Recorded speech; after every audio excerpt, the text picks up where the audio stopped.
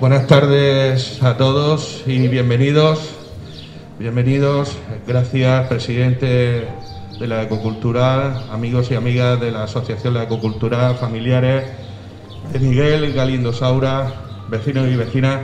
Hoy es un día importante porque gracias a este libro vamos a conocer un poco más de la historia de nuestro municipio y de la aviación española. Una historia que desde hace años la Ecocultural ha trabajado en la investigación, difusión, para que todos los alcazareños y alcazareñas podamos conocerla. Un trabajo conjunto que desde la última legislatura seguimos realizando con pequeños pasos que pronto tendrán sus frutos. Pasos como, por ejemplo, la creación de una marca. Entendíamos que los alcázares necesitaban una imagen y entendíamos que la hidroaviación española, el centenario de la hidroaviación, era importante para el municipio de Los Alcázares. Es una de las etapas más brillantes de nuestro municipio y entendíamos que esa marca era importante para la localidad. Y en eso hemos trabajado en los últimos meses, tanto la Ecocultural como el Ayuntamiento de Los Alcázares. También, no solo en la marca, sino también en la recuperación de las relaciones tanto con la Academia General del Aire como el Ministerio de Defensa, que nos permitió la firma del protocolo para la cesión de instalaciones de la base militar de Los Alcázares, que todavía, desgraciadamente, como consecuencia de la burocracia que todos sabemos en las administraciones, pues está pendiente de firmar, pero que muy pronto será un hecho y que nos permitirá a todos los alcazareños volver a pisar con total normalidad una base que entendemos como nuestra. Para mí hoy es un día importante. He podido conocer la historia del teniente Galindo. Para las nuevas generaciones, como yo, las generaciones más jóvenes, podría ser un libro de ciencia ficción, pero es verdad. Y es verdad gracias al gran trabajo que han realizado sus hijos, Miguel y Jesús, de investigación.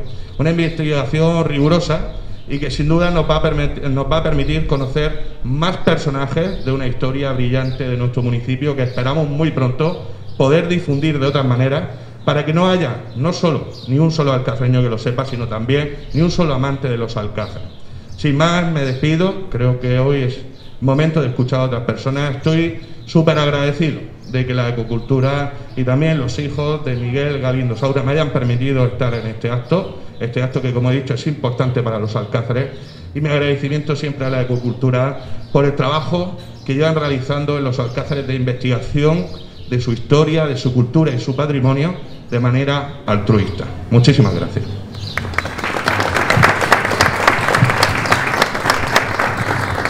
Buenas tardes, muchas gracias, Mario.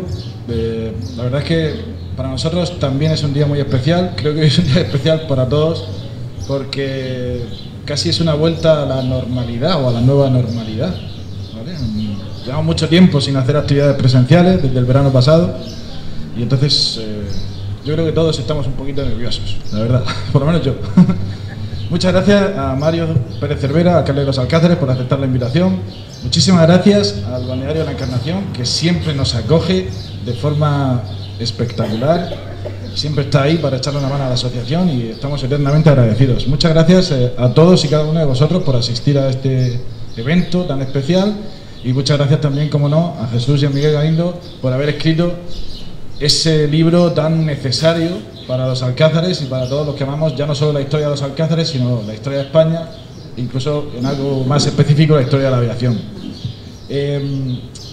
Además de esa cosa, ¿no?, para nosotros así un poquito especial como asociación, me gustaría compartir con vosotros unas pinceladas del libro. No quiero hacer spoiler ni nada de eso, ni chafar un poco lo que va a contar Jesús, porque me temo que sé que algo de lo que va a contar, pero sí que os quiero llamar la atención sobre algunos aspectos del libro. Uno, su rigor histórico. Cuenta con el aval de probablemente el mejor historiador aeronáutico que hay ahora mismo en España, de temática de la Segunda República de Brasil, que es Carlos Lázaro. Es un rigor fruto de una labor de documentación y de investigación que no es cosa de un año, ni de 6 meses, ni de 2 años siquiera. Hemos tenido la suerte en la ECO de compartir la charla sobre Miguel Galindo Saura hace ya unos cuantos años, luego alguna más específica sobre su estancia en Gurs, en el campo de prisioneros en Francia, y bueno, pues muchos somos conscientes de esa tremenda labor de investigación avalada, ya os digo, por expertos en el tema. Otra cuestión interesante, la accesibilidad y lo atractivo, o lo atractiva que es la historia del Teniente Galindo. Esta primera persona nos invita, el estilo en el que está escrito el libro, nos invita a acompañar al Teniente Galindo. Y la verdad es que lo que le pasa al Teniente Galindo a mí me sigue emocionando, sigo escuchándolo y me sigo sorprendiendo por esa anécdota machadiana, que es maravillosa, por ese abrazo que no voy a decir más, pero que incluso por ahí en las redes sociales, en diferentes lugares, fijaos qué historia tan universal, en diferentes lugares la gente se queda impresionada por ese abrazo que cuenta el libro y que tenéis que leerlo para descubrirlo. Y por último, pues los Alcáceres, como bien ha dicho el alcalde, vive un momento dulce en su historia. Este libro que tenemos hoy aquí es una muestra magnífica de ese momento dulce. Ese momento dulce que viene acompañado en historia contemporánea del artículo de José Mbomo, Pepito el Negro, ¿vale?, que salió en El País hace unos meses, descubriendo la trayectoria de un personaje vinculado también a la base aérea de los Alcáceres. En historia contemporánea también esos personajes como Salvador Ruiz Fajardo, como Comandante Ortiz, que si no pasa nada dentro de poco sabremos un poquito más de él. En Edad Moderna y en Edad Media, las investigaciones de la Torre del Rame, esa posible aparición de un gran misterio arqueológico de la villa romana del Palacio del Rey Lobo, que no voy a decir más, no sé que se gafe, pero creo que los Alcáceres viven un momento muy especial y todo esto que estamos viviendo hoy, que es una celebración de nuestra historia y un acto para conocerla mucho mejor, pues es un recurso cultural, económico, identitario, en el buen sentido de la palabra, y por supuesto turístico. Es un gran recurso que tenemos que aprovechar.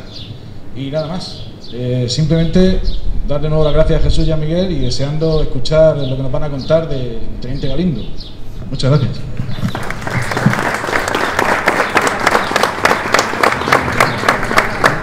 Pues las gracias son nuestras, de mi hermano y mía, tanto para Antonio, la ecocultural en su conjunto, como para el alcalde por haber tenido la gentileza de estar esta tarde aquí con nosotros en un momento, la verdad es que muy especial, pero también muy emotivo, como ustedes podrán pensar, ¿no?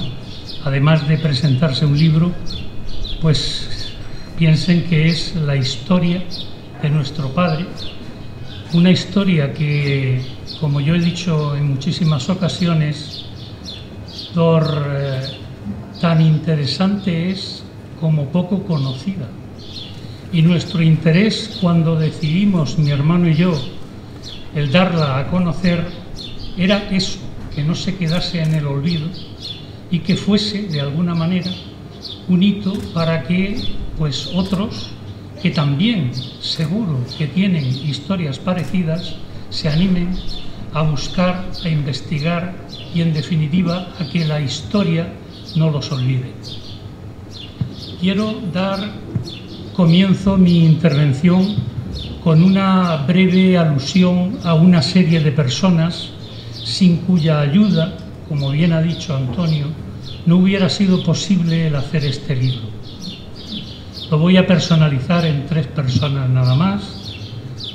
Una es el historiador al que ha hecho alusión, Carlos Lázaro Ávila, un personaje muy importante, muy interesante, que bueno, pues tiene, además de su profesión como historiador, es miembro de ADAR, la Asociación de Aviadores de la República. Ha sido, y lo digo aquí, un valiosísimo colaborador en la búsqueda de documentación a la que hemos dedicado con él más de una década. Y además ha tenido la gentileza de prologar el libro que aquí hoy presentamos. Otra persona, Luis Garrido, hijo de Albino Garrido, exiliado español que tuvo una égira por Francia en el exilio prácticamente calcada a la de mi padre, aunque curiosamente se cruzaron pero no se conocieron. Pues bien, su hijo Luis Garrido, desde su residencia en Francia, en Nantes concretamente, ha sido una pieza fundamental en la localización de testimonios inéditos de la égira que mi padre protagonizó durante su exilio en Francia.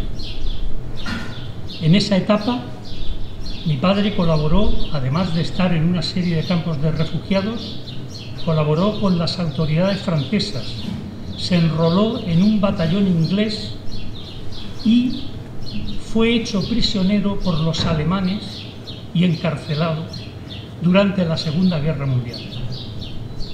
Otra persona, Miguel de Miguel Montañés, que residía en Santander, quien con 98 años me recibió y pude observar la clarividencia que tenía, los recuerdos tan interesantes y sobre todo sus experiencias, que en este caso sí las había pasado junto a mi padre.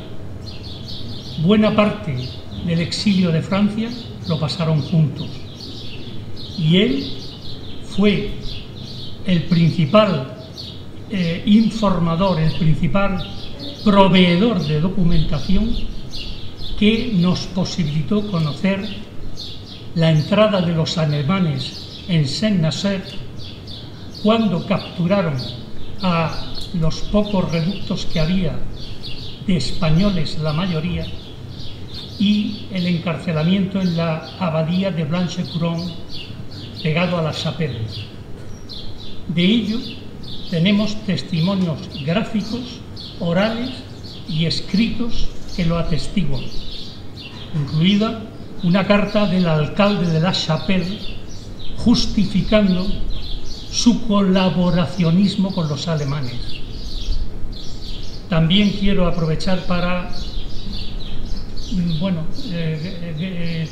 dar las gracias a la editorial Planeta, quien ha editado este libro, que a pesar de los estrictos requisitos que hemos tenido que cumplir, nos ha posibilitado el editarlo bajo su sello Universo de las Letras, que ha posibilitado que se distribuya en toda España, en todas las librerías, almacenes, grandes superficies y plataformas de ventas de libros.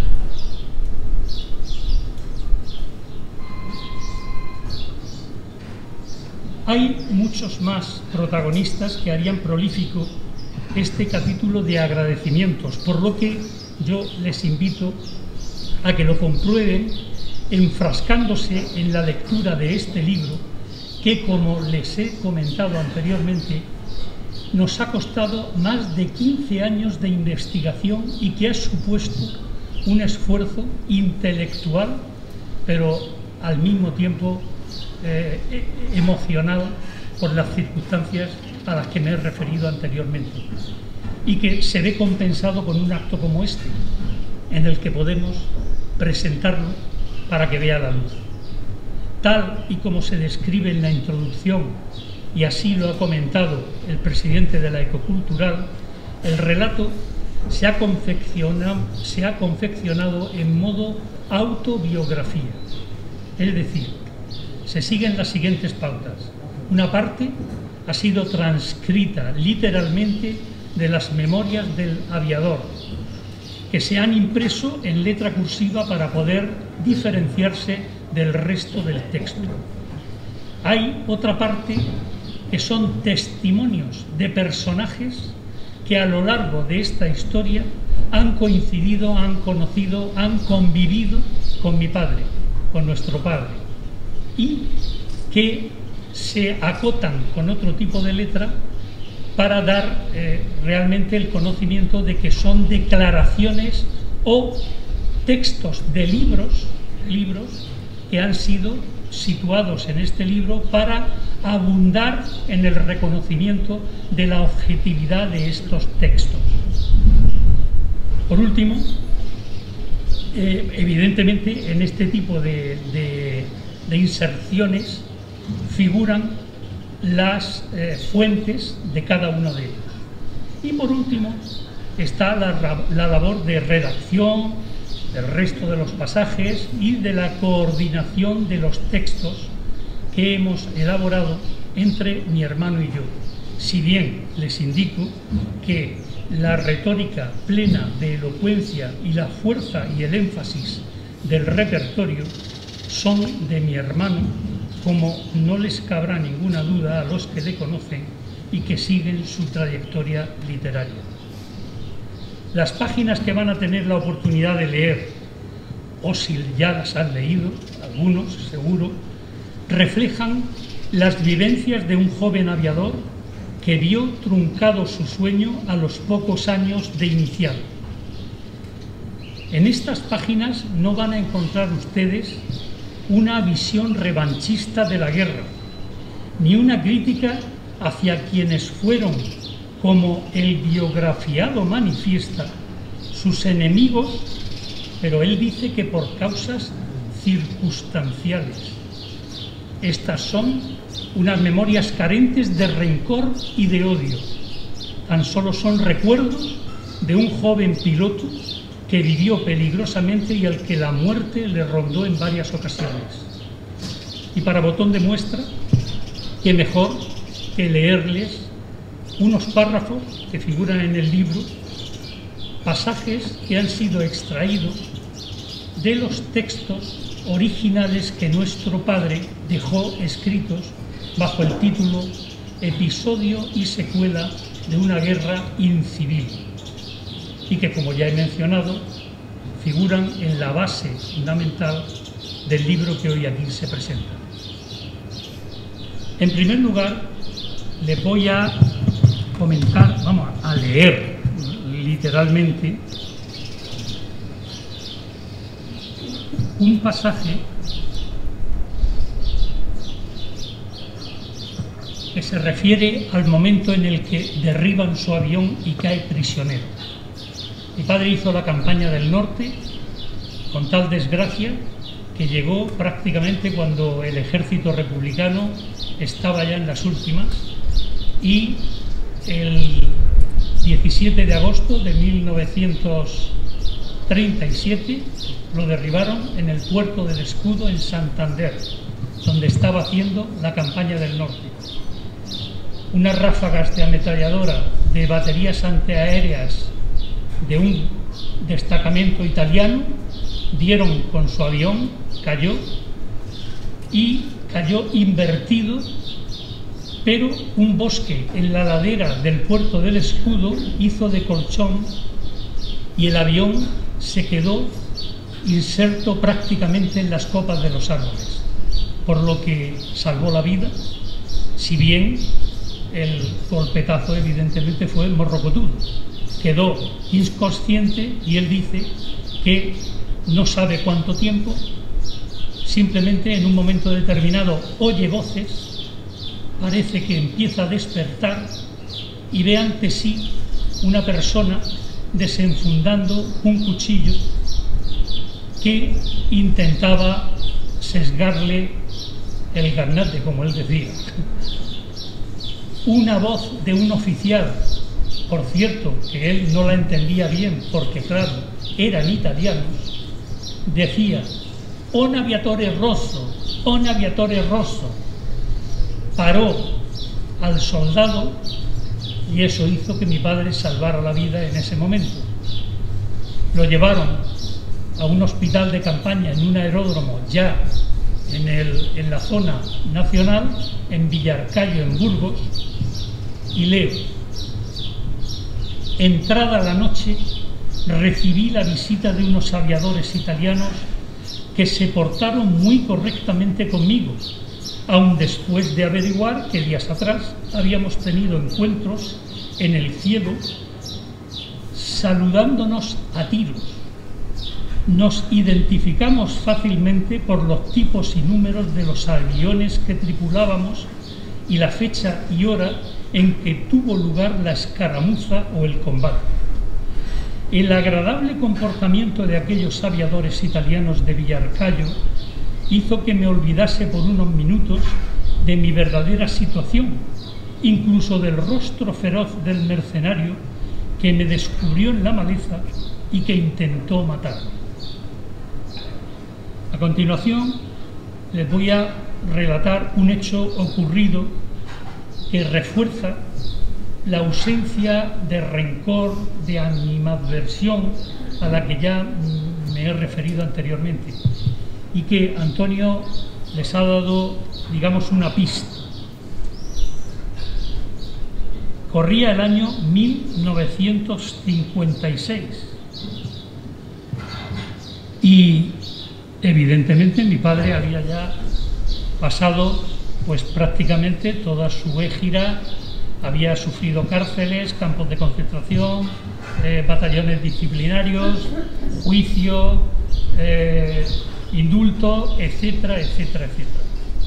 Tenía una pequeña empresa de pintura que había formado en Los Alcázares junto a un socio y le habían adjudicado las obras de pintura de unas torres de telefonía en la Academia General del Aire que hay, supongo que las hay todavía, al entrar por Los Alcázares a la derecha, y le habían llamado desde el servicio de obras porque el coronel quería comentar algunas cuestiones de este trabajo que le habían adjudicado. Doy marcha atrás para decir que mi padre, después de haber sido derribado, fue canjeado por un piloto del Ejército Nacional, muy afamado posteriormente, en aquel entonces también, pero que tuvo responsabilidades en el gobierno de Franco y casualmente en la Academia General del Aire. Se llamaba Julio Salvador Díaz Benjumea. Fue la persona, el piloto, que fue canjeado por mi padre el 17 de enero de 1939 en el puente internacional de Irún. Pues bien, del 39 al 56. Mi padre llega al despacho del coronel y resulta que era Julio Salvador Díaz Benjumea, coronel entonces de la Academia General del Aire. Le hicieron unas preguntas, él desarrolló su trabajo que tenía que hacer, salió, y al salir de la academia un sargento se le dirigió y le dijo que el coronel se le había olvidado comentarle unos temas y tenía que volver a dirección.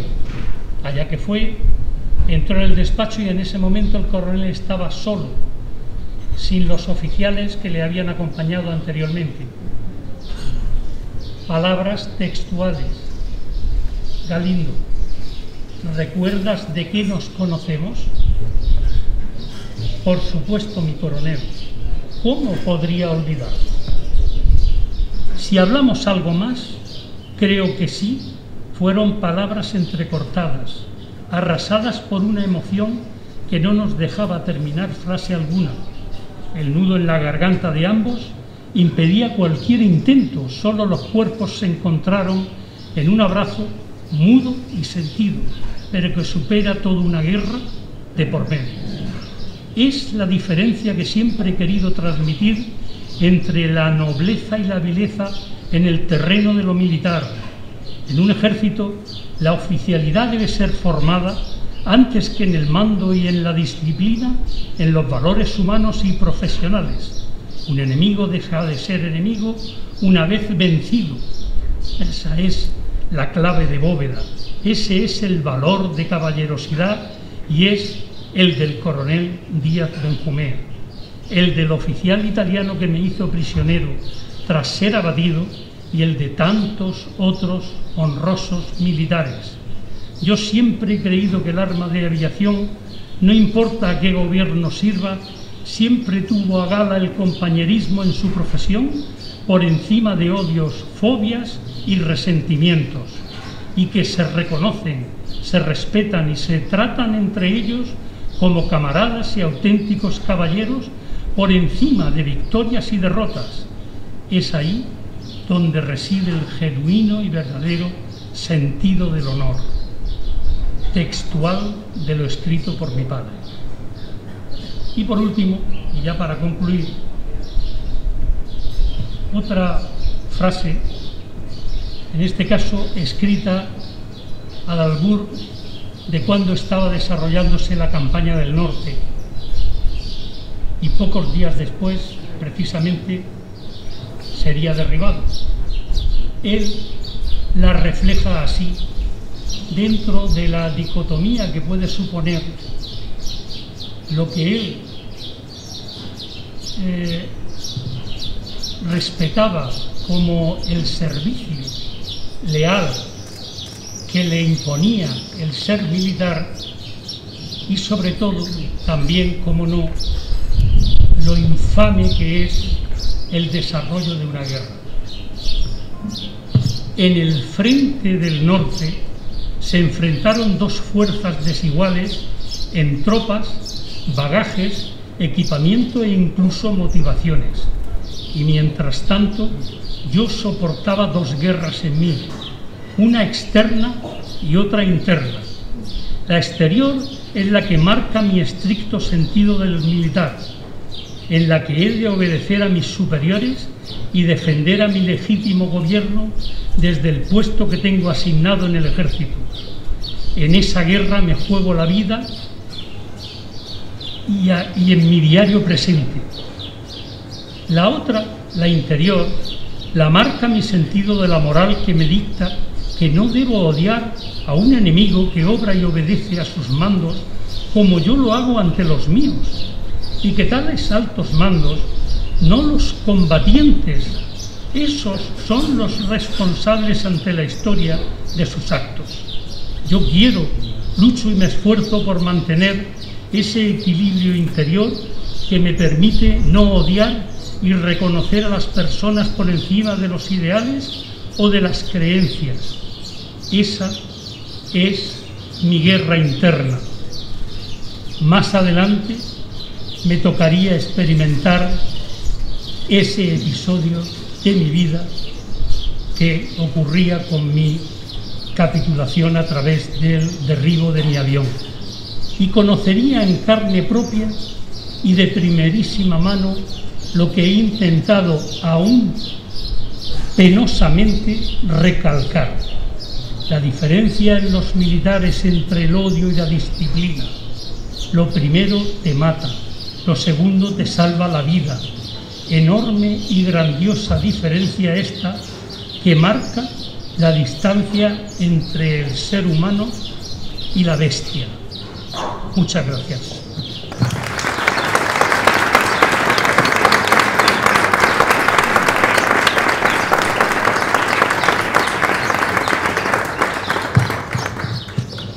Bueno, pues, ¿se oye? ¿Me toca a mí? Señor alcalde, queridos amigos de la Ecocultural, amigos y familia.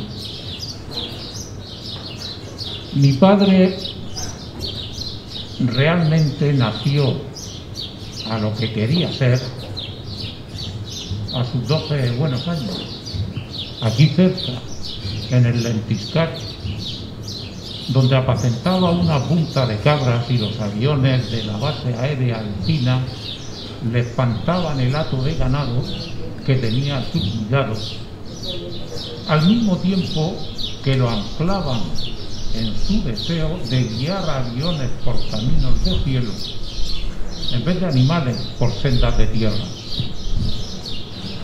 Tendido en el albardín, los veía pasar y los sentía ronronear sobre su cabeza.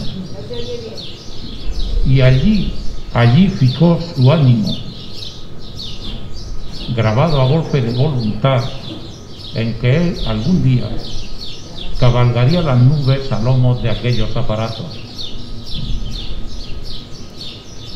Cuando mi hermano y yo decidimos poner en marcha el proyecto de escribir este libro sobre la odisea humana vivida por nuestro padre, una guerra civil y parte de una segunda mundial, ya una vez jubilados ambos, nos pusimos muy pronto de acuerdo en la distribución del trabajo.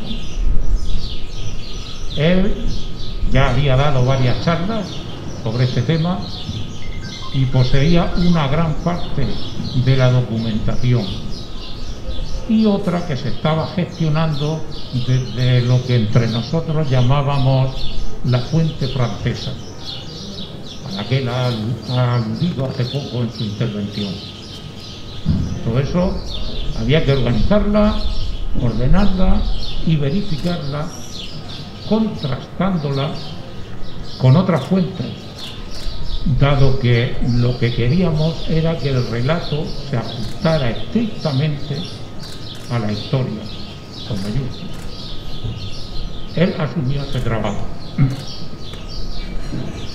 A mí me tocó construir ese mismo relato sobre las fichas que me iba pasando con una revisión final a dúo, para que tal narración se ajustara rigurosamente a los hechos y a la historia. Yo no debía permitir por mi parte ni un átomo de desviación ni de novelación. Tal fue el método de trabajo que nos impusimos y en el que nos basamos. El asumir la parte narrativa, no les voy a negar a ustedes, no os voy a negar, que me supuso un arranque difícil. Y eso, que el estar encerrado en la primera fase del coronavirus me ayudó en cierta forma. Pues ese confinamiento, ese estar aislado, concentrado, me facilitó en cierta manera la introspección que necesitaba para realizar ese esfuerzo. Pero mirad, meterme en la piel de un personaje imaginario es relativamente fácil. En un histórico al que se conoce por referencia, tampoco es muy difícil. Pero meterte en el pellejo de tu propio padre, eso sí que resulta jodidamente difícil, y perdonadme la expresión. Especialmente como es en este caso, que se relata en primera persona.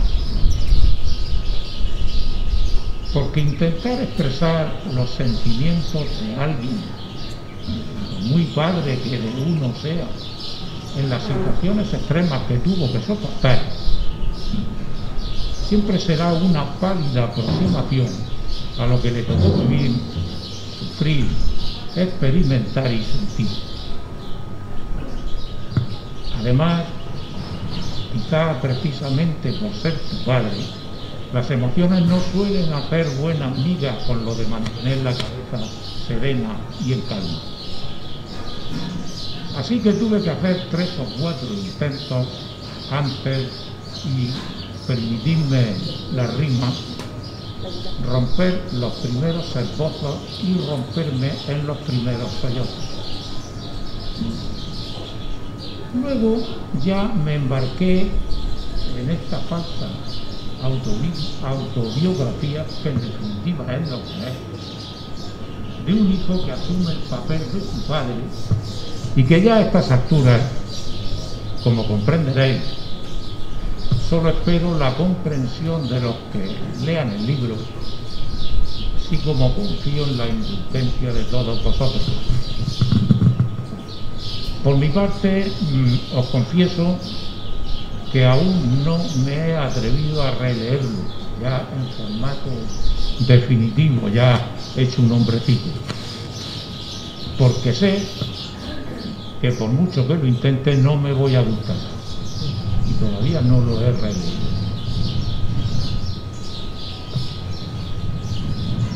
Existen viejas tomas de cine que aún se exhiben en documentales temáticos de televisión. Además, en el libro creo que viene una fotografía donde se ven los restos del ejército republicano derrotado, camino del más amargo exilio, atravesando los Pirineos.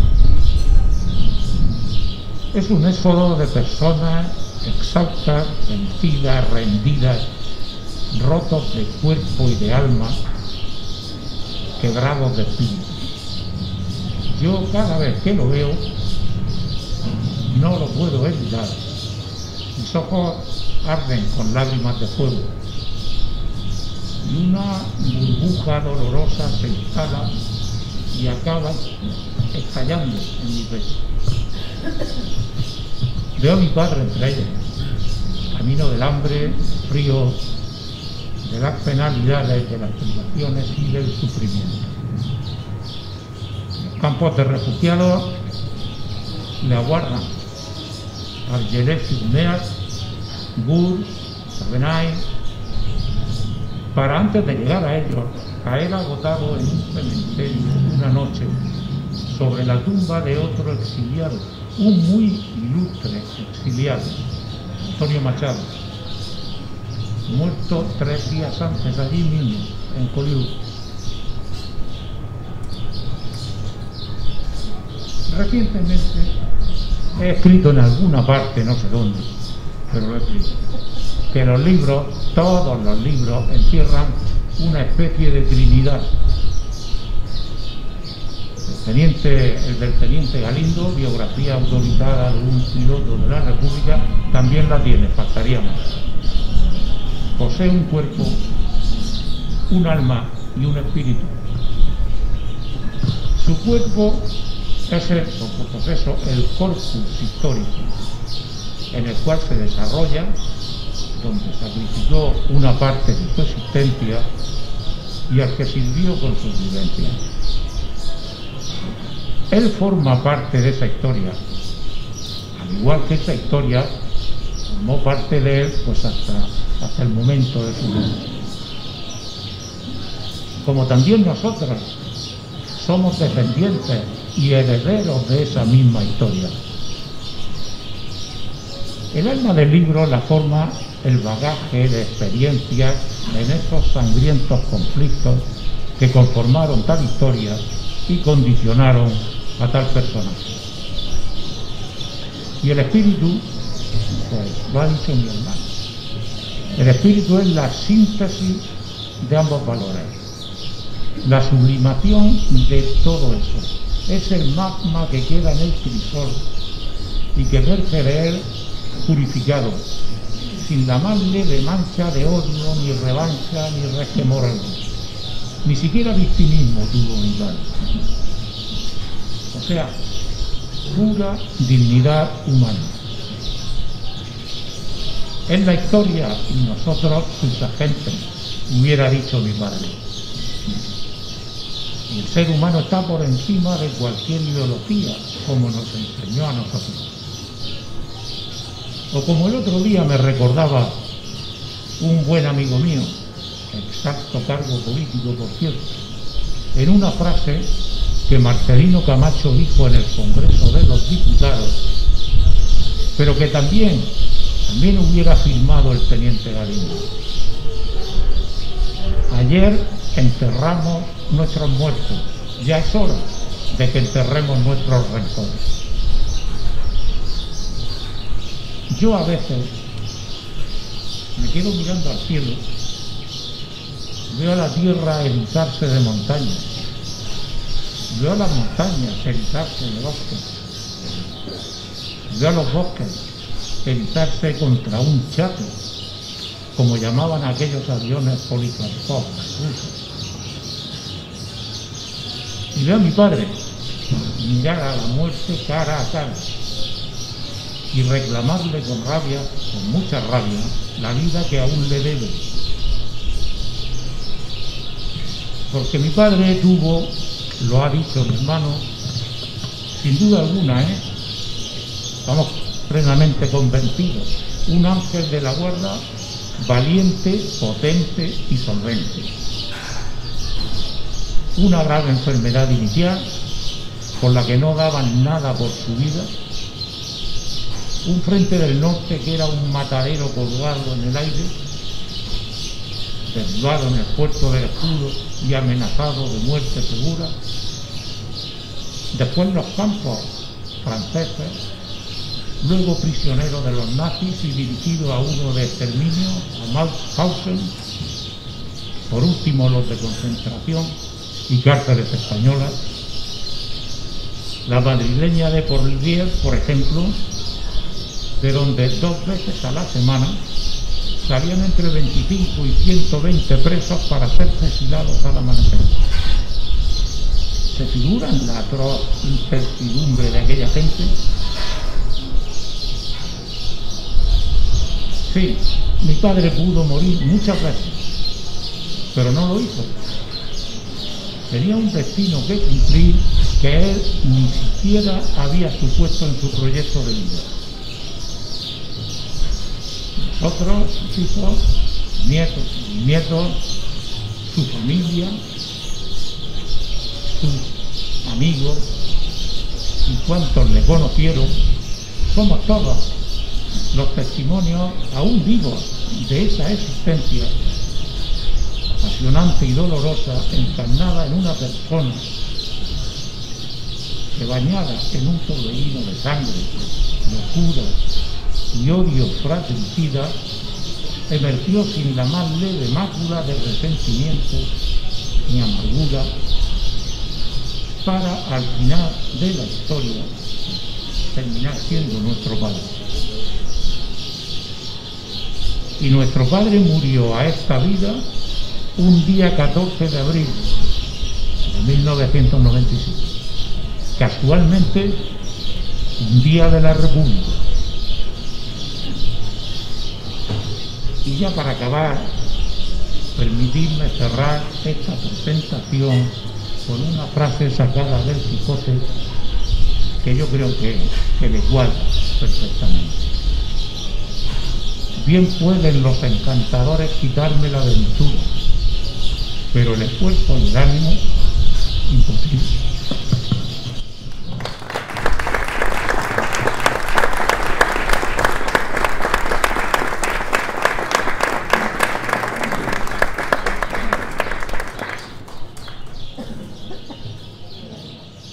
Bueno, el acto en sí ha terminado, si alguien quisiera preguntar, comentar alguna cuestión, por supuesto que estamos aquí para poder contestar sin ningún problema, o bien si ha quedado algo, digamos, no muy claro. Simplemente decir que, como he comentado al principio, los libros, a aquellos que no lo hayan adquirido, se pueden adquirir en cualquier librería, en el Corte Inglés, en las plataformas de Amazon, la Casa del Libro, etcétera, etcétera, etcétera.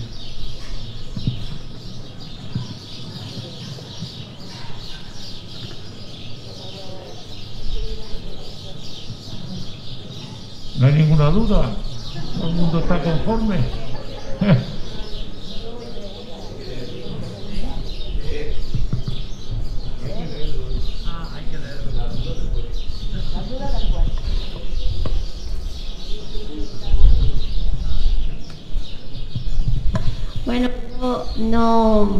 Bueno, lo tengo claro lo que han explicado. Lo que sí que he sacado en conclusión es que realmente en estos tiempos necesitamos ese sentimiento de no revancha, y realmente pues bueno, es algo digno de admirar en ustedes y en el libro en concreto. En nosotros no, en mi padre en todo caso, en nuestro padre, ¿no? Efectivamente, usted lo ha dicho. De hecho, hace poquito también nos hacían unas pequeñas entrevistas y comentábamos, tanto mi hermano como yo, lo que usted acaba de decir. Es paradójico que en este momento en el que nos encontramos, en una sociedad crispada constantemente, donde lo que más observamos es el enfrentamiento y sobre todo la animadversión, la poca, digamos, correa que hay en estos momentos, que es una gozada ver cómo personas, y ya no hablo de mi padre, hay igual que mi padre muchas que han pasado realmente verdaderas calamidades que luego no les haya significado mácula alguna de rencor ni de odio, efectivamente.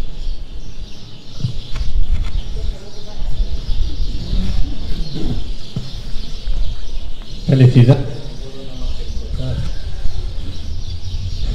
Diciendo eso, felicidades por el acto, felicidades por el entorno, felicidades por vuestro cariño que emana de vuestra hermandad a chorro.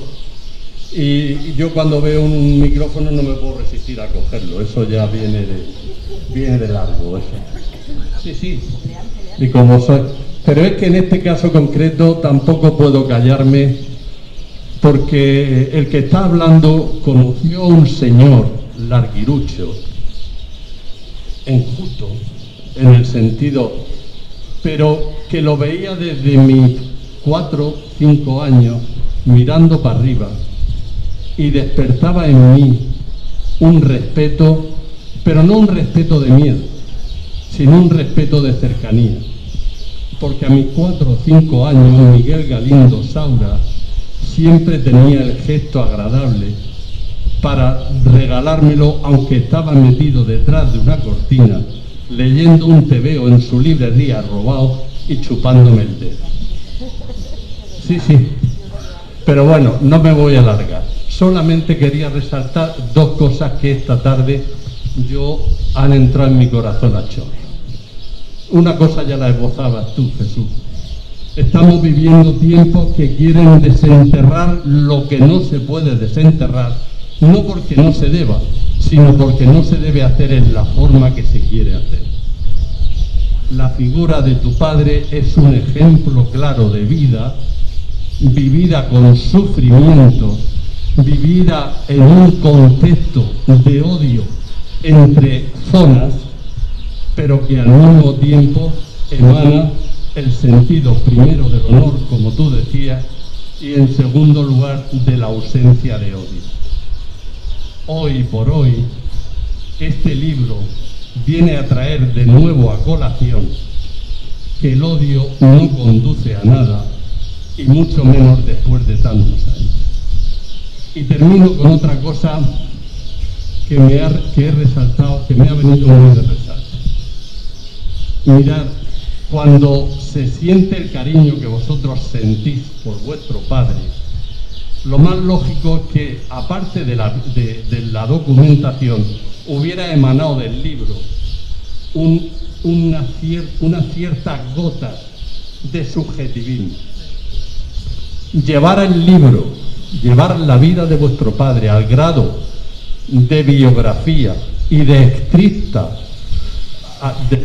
ajuste a la realidad, de haber sido solamente notarios de una gran vida, porque toda vida que nace y muere en el contexto a lo largo de su vida de lo que pasó tu padre es una gran vida, pues hacerlo solo desde ser notarios, eso revela, aparte del cariño, un gran respeto y una gran admiración.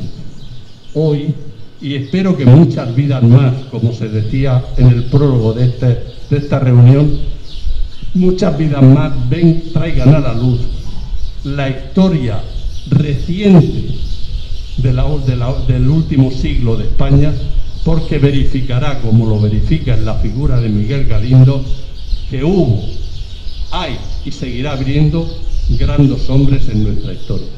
Enhorabuena, de verdad.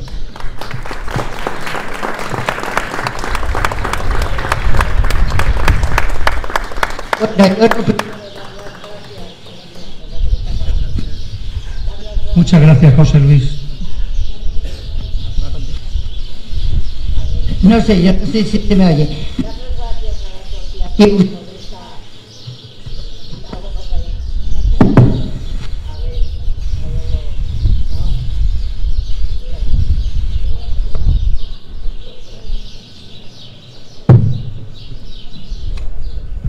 Bueno, dar las gracias a la asociación por esta presentación. Yo hoy me voy para mi casa, no soy de los Alcázares, soy asturiana, con una paz y con un buen corazón, con un buen sentimiento que hace tiempo que no se tiene porque este país nuestro está un poco revolucionado. Daros las gracias a vosotros por haber contado la historia de vuestro padre, que me parece que lo más importante de todo lo que hizo fue que le darais ese sentido que él tenía ese corazón y el sentido que vosotros me estáis relatando. Tengo el libro, pero no lo leí, lo voy a leer esta noche ya, seguro que de tirón. Pero esa paz y ese perdón que él dejó para todos. Y eso os digo de verdad que hoy os lo agradezco con toda mi alma, porque yo me dio ganas de llorar. Y voy muy relajada, muy tranquila, y voy pensando que el ser humano todavía somos muy buenos, ¿eh? Todavía podemos dejar muchas cosas en este mundo y hay que aprender de todo esto. Gracias, de verdad, con todo corazón. Gracias.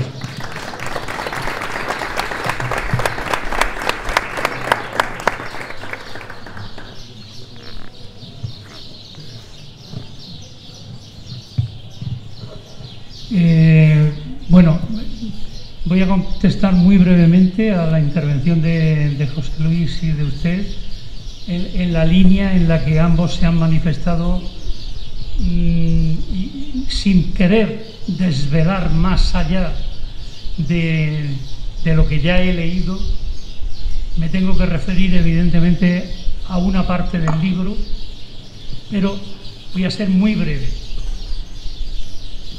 Lo que ustedes están diciendo lo corrobora cualquier párrafo de los que ustedes vayan a leer a continuación, o si ya los han leído, del libro que hoy aquí se presenta.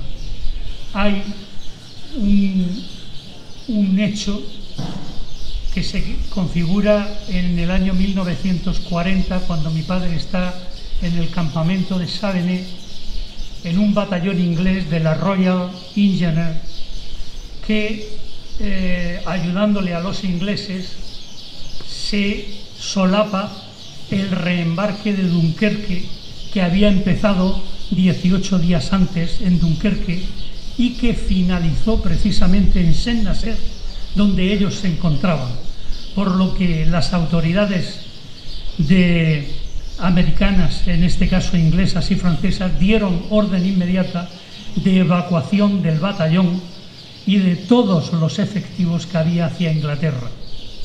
En ese momento, a nuestro padre, un alto militar inglés le hizo un ofrecimiento para embarcarse junto con las tropas inglesas y ir a Inglaterra, alistarse en la RAF y volar con los ingleses. Si bien al principio, dado que mi padre, su ilusión era pilotar, era un dulce, realmente se le volvió amargo cuando, profundizando en la oferta y junto a 4 compañeros suyos más españoles a los que le habían hecho el mismo ofrecimiento, declinaron irse a Inglaterra y se quedaron en Francia, motivo por el cual lo apresaron los alemanes, por un motivo que él contaba así.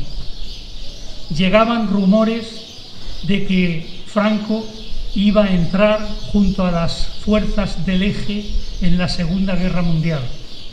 Si eso se producía, Inglaterra posiblemente lanzaría a los aviones de la RAF a bombardear España y nos encontraríamos españoles pilotando aviones ingleses bombardeando a nuestros hermanos. Ya está bien, ya está bien. No. Y eso hizo que se quedaran en Francia y sufrieran los horrores luego del apresamiento por las tropas nazis.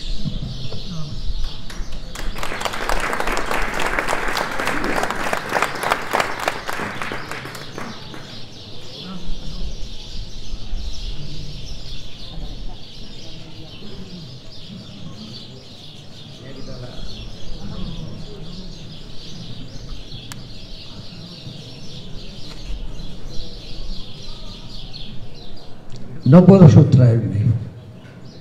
Es una necesidad imperiosa de hablar de Miguel Galindo Saura.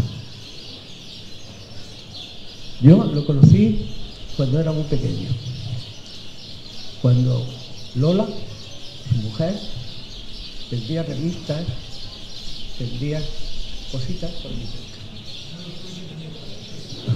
Perdón. Entonces, quiero hablar de la persona que estáis aquí sacando a colación.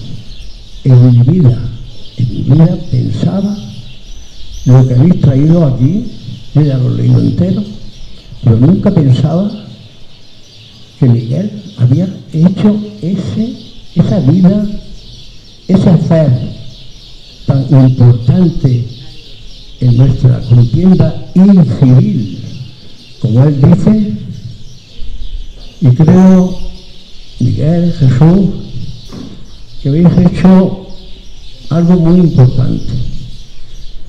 Y no solamente eso, ahora yo no tengo que decir nada, ni quién soy, ni qué ha pasado en lo mío, ni nada. Pero sí conviene que cada día que pasa se vaya haciendo más historias, más recuerdos, más memorias, sin rencores, sin nada. Pero la memoria no se puede tapar, porque para que un pueblo viva debe de conocer su historia, debe conocer las vivencias de sus antepasados, debe conocer lo que todavía está por abrir. No puede haber todavía por ahí fosas sin descubrir. El otro día se abría la de Paterna. Yo tuve la valentía y legalmente me traje a mi padre hace ya muchos años aquí a Los Alcázares. Pero yo pido a la población, a los vecinos, a las autoridades, a la administración, al gobierno, a todos los que tengan que adelante. Cuanto mejor se sepa, mejor. Sin rencores, sin odios, pero la historia hay que convivirla. Hoy me encanta estar en este recinto con las personas que hay aquí. Todos somos conocedores de nuestra vida, de nuestra historia, pero creo que debemos todos decir si hay algo por ahí. Artero me decía que va a hacer algo. Creo que se debe de abrir esa apertura de libros, de historias, todo relacionado con esa contienda que no se tenía que haber producido. Una contienda entre hermanos, una contienda que nos trajo mucho sufrimiento y sencillamente creo que hasta que no desaparezcamos las personas que hemos vivido, esto no se acabará. Muchas gracias y suerte y que nos quitemos pronto la mascarilla.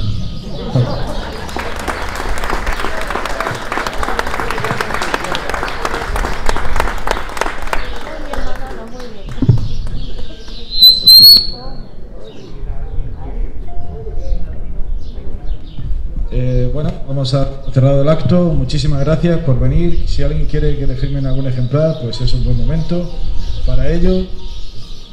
Voy a aprovechar que cierro el acto para contaros un poquito. Cumplimos 10 años como asociación, somos todos voluntarios.